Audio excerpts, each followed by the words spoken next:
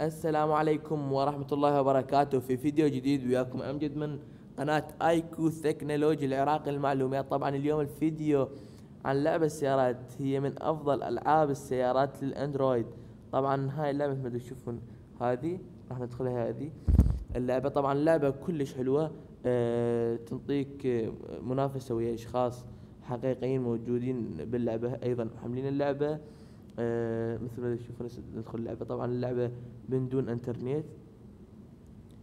هاي اللعبة نختار اللي دا ندخلها. ايضا تقدر تختار الشخصيات اللي تسوق سيارتك، تقود السيارة.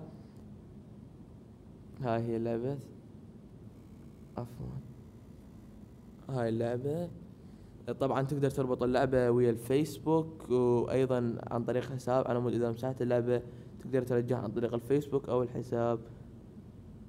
ننطيها نيكست. طبعا تقدر تحط اسمك على مود اللي يلعبون اللعبة ايضا يشوفون اسمك. او الصور هاي تحددها من هنا، صور الشخصيات.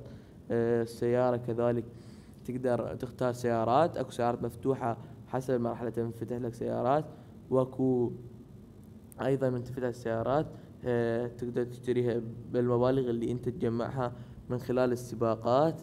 وتقدر تضيف للسيارة تطور عفوا الأجهزة اللي تضرب السيارات الأخرى. مثل تشوفون هسه نشوفكم اللعبة وممكن راح تفهموها أكثر. هاي طبعا بها مراحل أكيد تقدر تطلعها. أيضا بها مستويات، تقدر تصعد مستويات. راح نبدي طبعا بالسباق. طبعا الأول ينطوه $294، الثاني $196. فتصنيفا حسب كل واحد ومركزه بالسباق. طبعا اللعبة بالاتجاه ما بيها اتجاهات، داور بيها بهاتفك. بس تشوفون هاي العدد التنازلي اللي بدأ السباق. السيارة هي تمشي، بس أنا ممكن آخذ سرعة أو آخذ أسلحة، أضرب أو أزيد السرعة. هذا السلاح مثلا راح أضرب سلاح على هذول اللي قدامي، بطأ سرعته لأن أنا ضربت بسلاح. طبعا ممكن اللي قدامك أيضا يحطوا لك أشياء تعيق مشيك، أو ممكن أن المتسابقين اللي وياك يضربوك بأشياء تعيقك، يعني مو بس أنت تقدر تضربهم.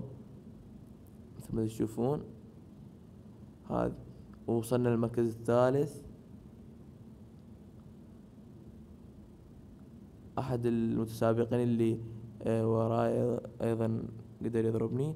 الثاني وصلت للمركز الثاني، قريب على المركز الأول، لكن ما قدرت أحصل المركز الأول.